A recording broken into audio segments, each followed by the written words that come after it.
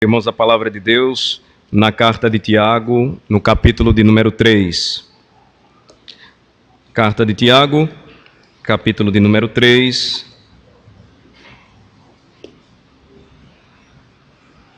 Começamos a estudar o capítulo 3. A partir do versículo de número 1 até o versículo de número 12. Aprendemos que não é importante apenas conhecer a palavra do Senhor e conhecê-la intelectualmente, ou seja, compreender o sentido do texto, entender a mensagem do texto, ler e saber o que é que o Senhor ele espera de nós, ele exige de nós. O conhecimento intelectual da palavra de Cristo, ele não pode se limitar apenas àquilo que eu guardo em minha mente, mas a palavra de Cristo, ela deve descer ao meu coração para que os efeitos necessários, eles aconteçam em minha vida. Então, o que eu conheço de Cristo, porque leio a palavra, deverá me levar a viver aquilo que eu sei a respeito de Cristo, e o que eu sei a respeito de Cristo deve ser algo real no meu dia a dia. Tiago vai falar disso e vai tratar disso, por exemplo, quando alguns estavam se apresentando, se candidatando à posição, ao ofício de mestres da palavra, mas eles estavam ao mesmo tempo vivendo uma religião superficial. Uma religião extremamente rasa, aquela religião semelhante a uma criança que acredita que já sabe nadar, porque entrou na praia e a água está passando um pouco dos seus tornozelos. A profundidade no conhecimento do Evangelho vai fazer com que eu, ainda criança espiritual, saia da água dos meus tornozelos, aos meus tornozelos, e passe a nadar em um lugar onde os meus pés não conseguem alcançar o chão. A profundidade e o conhecimento não vai apenas me ensinar que se eu andar um pouco mais, eu vou estar num lugar mais fundo, mas vai me levar a saber o que fazer se eu chegar a determinado ponto em que os meus pés não sintam mais o chão. Eu preciso nadar.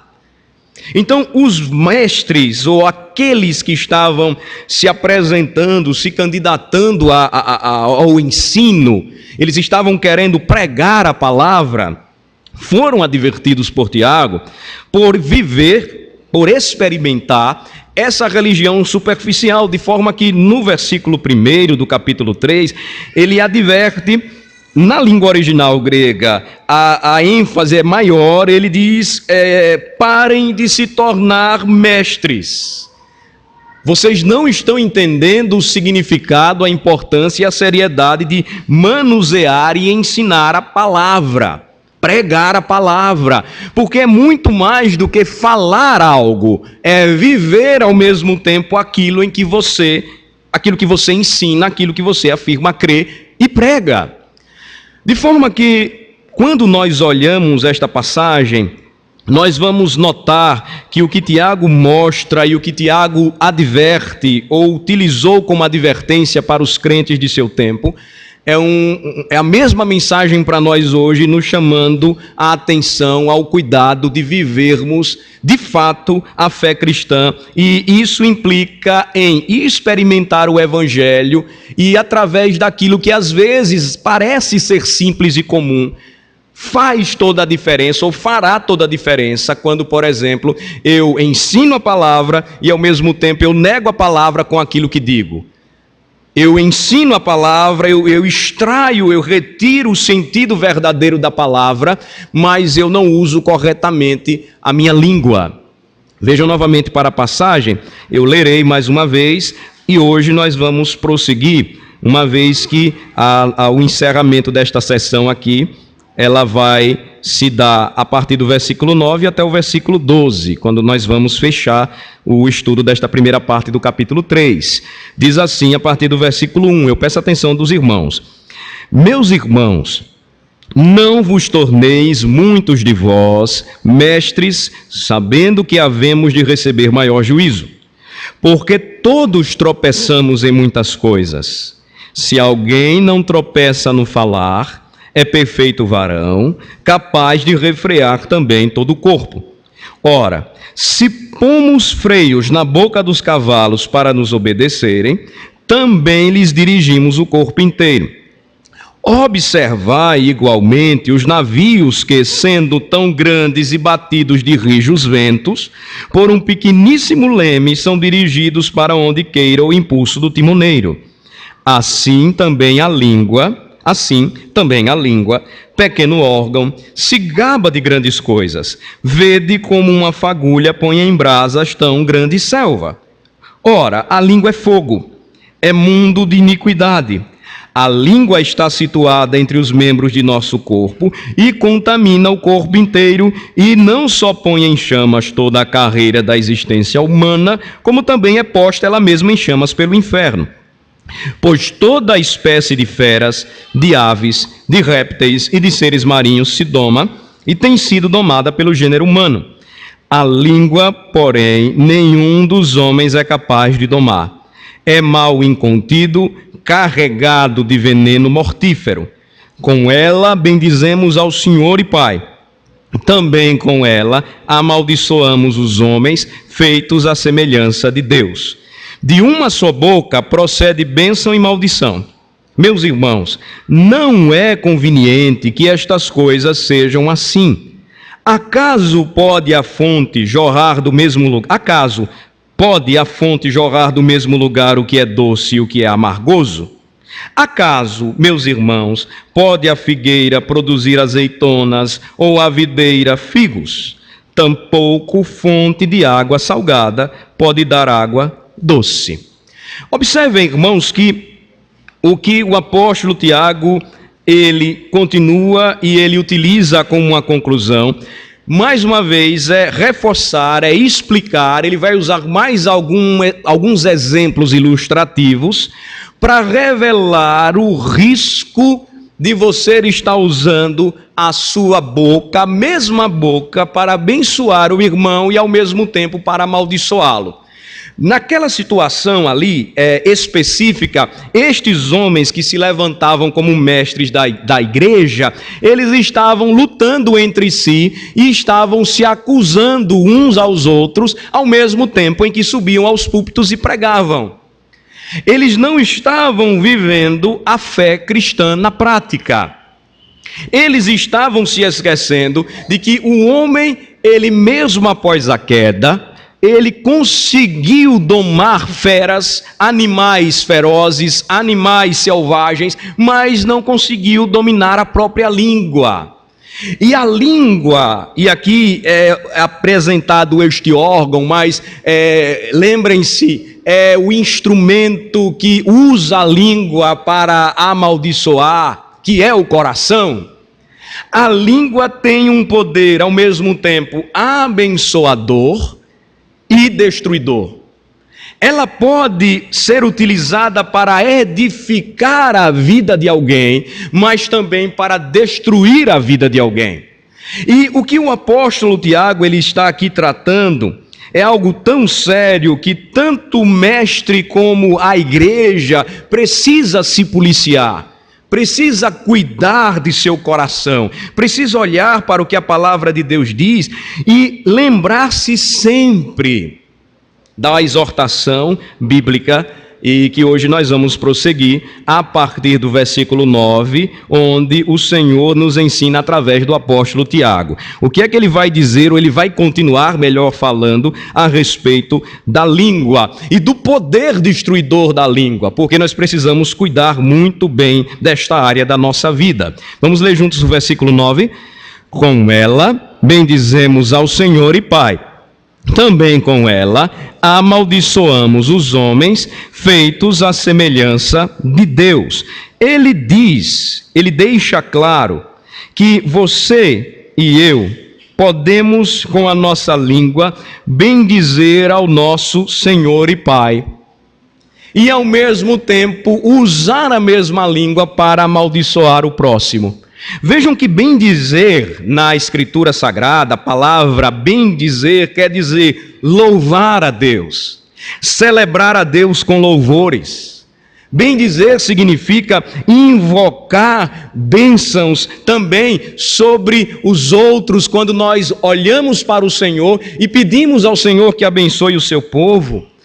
Bendizer a Deus significa consagrar algo com orações solenes, pedir a bênção de Deus sobre algo, sobre alguém, pedir ao Senhor que faça alguém prosperar, confira bênçãos sobre o seu povo. Então, bendizer e louvar ao Senhor com a sua boca é aquilo de maior valor, porque o Senhor nos criou para louvá-lo e adorá-lo para todo sempre. É a primeira pergunta dos nossos 2 catecismos, o maior e o breve.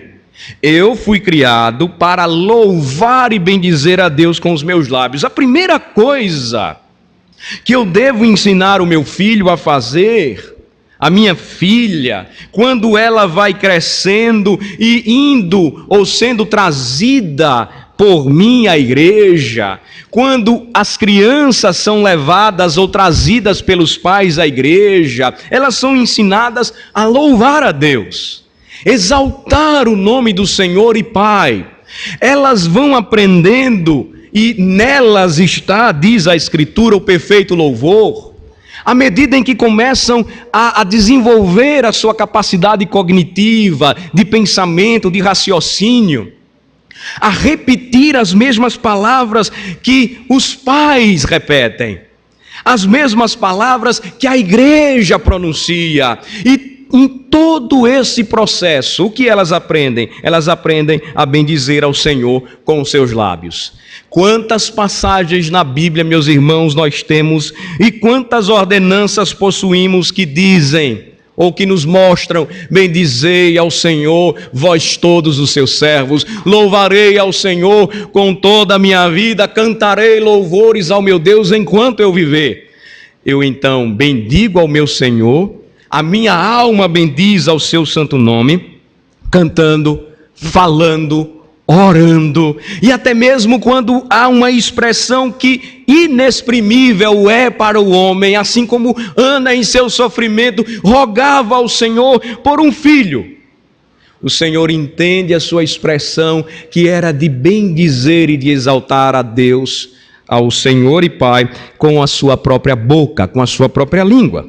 Agora também, notem comigo, com esta mesma língua, diz o apóstolo Tiago, é possível que amaldiçoemos, ao mesmo tempo que bendizemos ao Senhor, com a nossa língua, é possível que amaldiçoemos os homens feitos à semelhança de Deus. Amaldiçoar aqui é condenar alguém. É, ao invés de invocar bênção, imprecar o mal sobre alguém. Nós temos exemplos na Bíblia, por exemplo, até mesmo do poder de se invocar maldição sobre alguém e como isso é terrível. Vocês lembram de Noé? Depois que seus filhos descobriram a sua nudez, amaldiçoou Canaã, dizendo que os filhos dele fossem servos dos servos. Vocês lembram dos jovens que zombaram de Eliseu, o profeta, porque ele era careca? E eles disseram assim: olha, lá vai o careca passando ali. Eles foram amaldiçoados porque zombaram de um profeta e uma ursa se levantou e os devorou. Então, não se enganem, irmãos. Longe daquele pensamento exagerado de que você tem poder nas suas palavras a ponto de criar e mudar coisas. Não se esqueçam que quando você abençoa, você pode usar a sua língua, e não se esqueçam disso, ela tem poder para amaldiçoar a ponto de você não desejar que aquela pessoa seja abençoada, mas destruída pelo que você diz. Não é que quando você olha para aquela pessoa e você então a inveja e você diz assim, tomara que ela caia num buraco, você vai dizer ela vai cair naquele buraco. Mas é que com o que você diz, você pode acabar com a vida de alguém. A Bíblia mostra, por exemplo, aquela situação em que Davi foi injustiçado e calúnias foram levantadas contra ele pelo seu próprio sogro, o rei Saul. E ele viveu por um tempo fugindo, se escondendo como se um animal fosse. E quantos salmos ele escreveu, dizendo: Senhor, conheces o meu coração, sabes que tudo o que dizem contra mim não é verdade, mas o que é que estava fazendo com que os homens seguissem atrás de Davi para destruí-lo? A mesma língua que levava o rei Saul a louvar ao Senhor, era a mesma língua que destilava veneno e ódio contra o seu genro, Davi. Nós vamos perceber isto, já falei por uma vez, não é demasiado repetir, não é exagerado repetir, que pela língua daqueles que diziam defender a lei do Senhor, o próprio Cristo foi crucificado quando eles disseram: nós queremos Barrabás, nós não queremos Jesus. A mesma língua que acusou Estevão quando pregando a verdade, e aqueles homens afirmando defender a verdade disseram: matem este homem porque blasfema contra o Senhor. E consentindo tudo aquilo que via, Saulo, ele recebe as vestes de Estevão sob os seus pés e a resposta positiva. A língua que afirmava abençoar o Senhor, a resposta positiva, apedrejem-no, foi daquele sob o qual as vestes caíram sob os pés. Irmãos, é um cuidado tão grande que nós precisamos ter, que se isto não fosse verdade, a Escritura não nos advertiria. É possível que eu esteja bendizendo ao Senhor e Pai com a minha língua, e com esta mesma língua amaldiçoando ou amaldiçoe os homens. E a conclusão aqui ela é bem interessante. Vejam no final do versículo 9: feitos à semelhança de Deus. Mesmo após a queda, o homem não perdeu o status de ter sido criado diferente das demais criaturas. Ele continua sendo imagem e semelhança de Deus. Logo, quando você amaldiçoa o seu irmão, criado à imagem e semelhança de Deus, para quem você pensa que esta língua venenosa está se dirigindo? Ela está se dirigindo contra Deus, que criou o homem à sua imagem e semelhança. Ele vai tornar isso mais prático quando, por exemplo, prossegue no versículo de número 10. Vejam só. Vamos ler o versículo 10. De uma só boca procede bênção e maldição. Meus irmãos, não é conveniente que estas coisas sejam assim. Então, o que acontecia no meio da igreja, Tiago, mais uma vez, de maneira pastoral, de maneira amorosa, adverte os irmãos: não é conveniente, não é correto, não é santo que funcionem as coisas deste modo. Não pode de uma só boca proceder bênção e maldição, louvor ao Senhor e a invocação da maldade sobre um homem. De forma que, irmãos, cuidemos dos nossos lábios, porque o Senhor mesmo disse que se chamamos o nosso irmão de tolo, está lá no Sermão do Monte, nós estamos quebrando um dos mandamentos de Deus que diz: não matarás.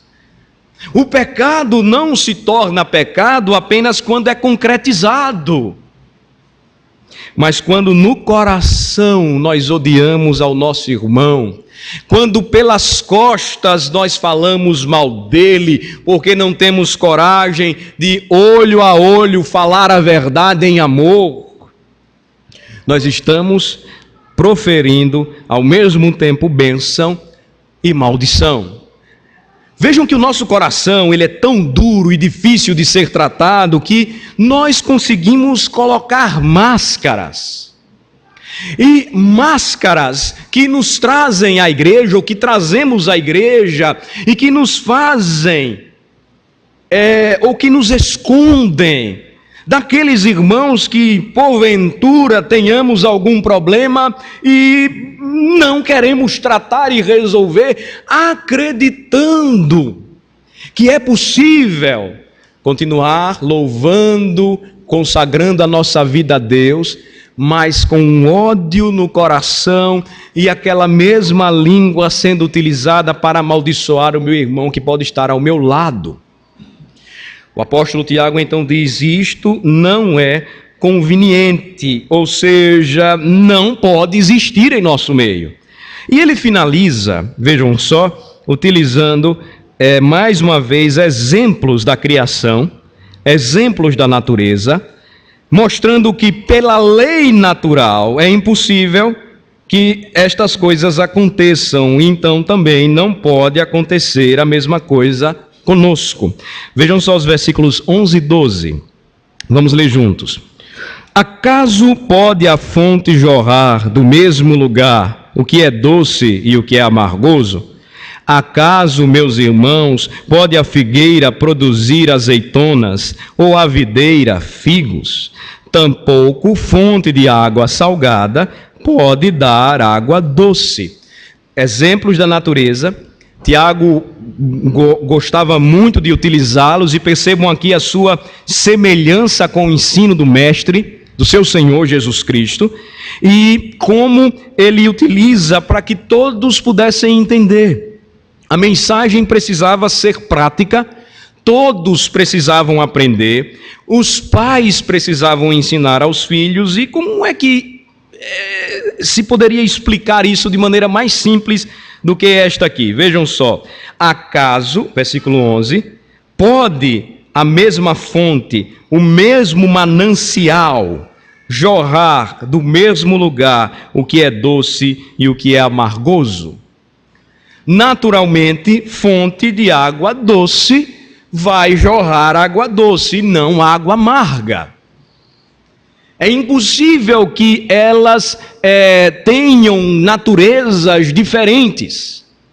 Ele prossegue e diz: do mesmo modo, uma figueira não vai produzir azeitonas, uma figueira vai produzir figos. São elementos da natureza que os irmãos conheciam muito bem. Pensemos aqui no Brasil, no Nordeste, nós não temos azeitonas nem figos. Mas lá no nosso acampamento nós temos jaqueiras. Não pode uma jaqueira que dá, aquelas nossas jaqueiras são muito bonitas e dão jacas imensas, agora produzirem laranjas. É contra a natureza de uma jaqueira. Não pode um cajueiro agora, está chegando a temporada dos caju, e são muitos cajus, e nós trazemos os cajus, e os irmãos se deliciam com caju, tomam suco, fazem doce.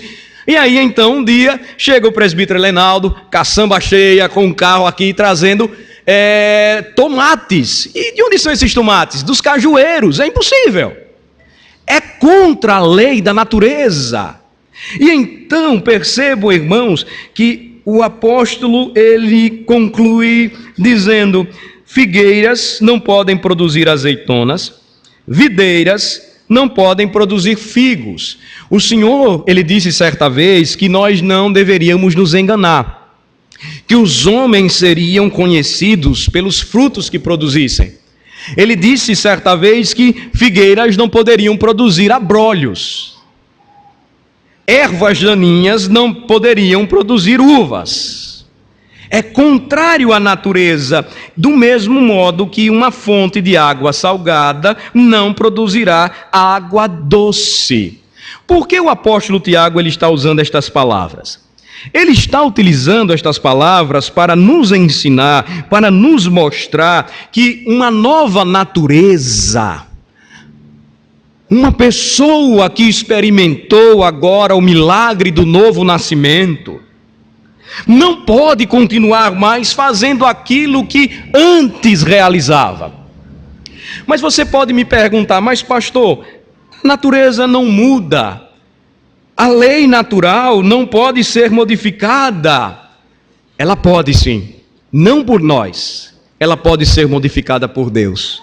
Nós temos 2 exemplos na Bíblia, não sei se vocês recordam, que nos ensinam que somente um milagre pode alterar, o milagre divino pode alterar essa lei natural que foi estabelecida por ele. Vocês lembram quando Moisés, junto com o povo, se deparou com águas amargas, com a fonte de Mara? Mara quer dizer amargurada. E mais uma vez o povo reclamou: está vendo, Moisés, olha só, não tem nem água. E aí Moisés então ouve do Senhor o quê? Vá lá e mostre ao povo que esta água amargosa vai se tornar doce.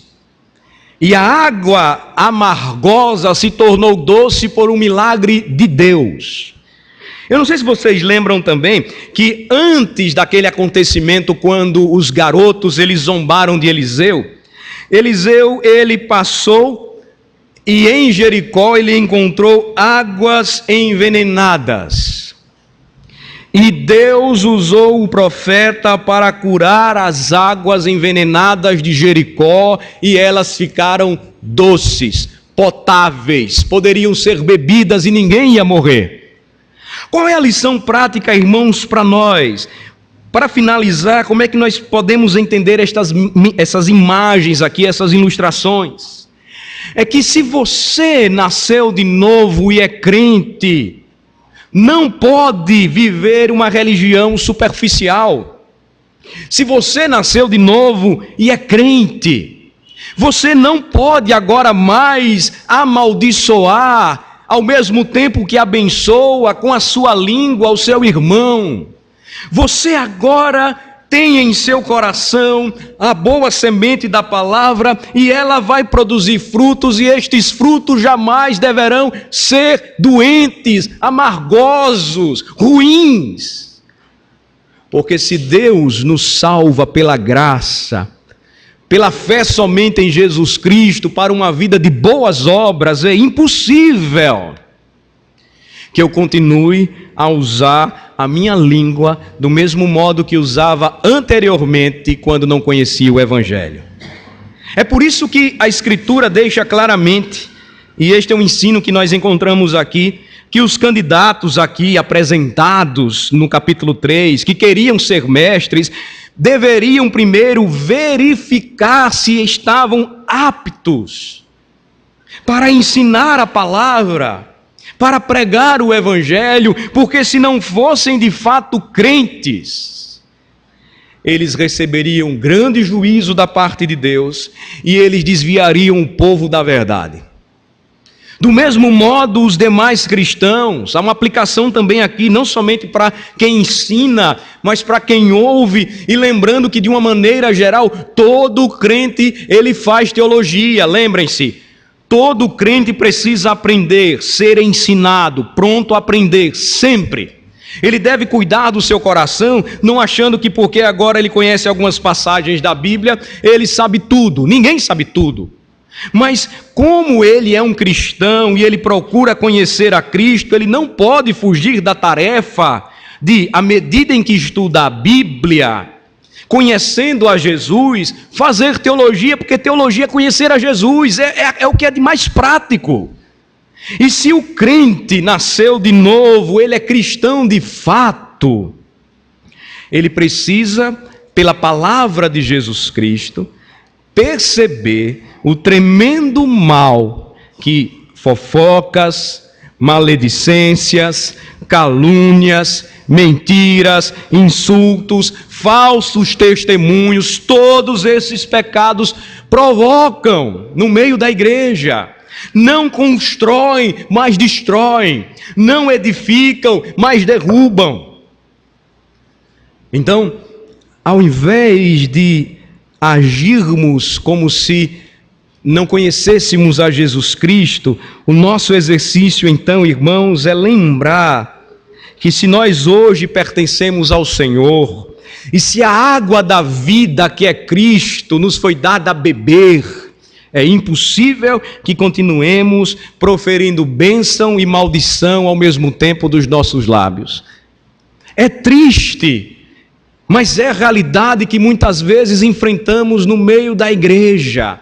Crentes muito sabidos, crentes muito faladores. Vocês já perceberam que geralmente quem tem muita ideia é que não faz nada?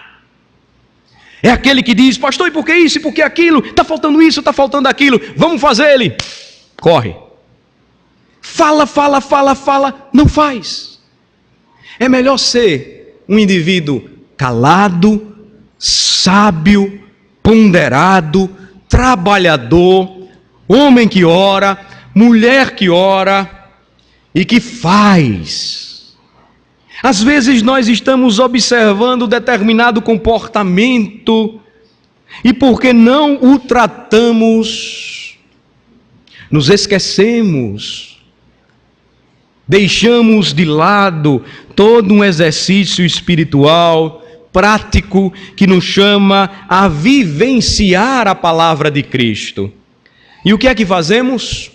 Falamos, e aí colocamos a maledicência, que é o falar mal, a fofoca, que é inventar histórias, é a calúnia, que são mentiras, o falso testemunho, que é ainda confirmar aquilo que não sabemos, quando na realidade a nossa boca deveria ser utilizada apenas para abençoar o nosso próximo.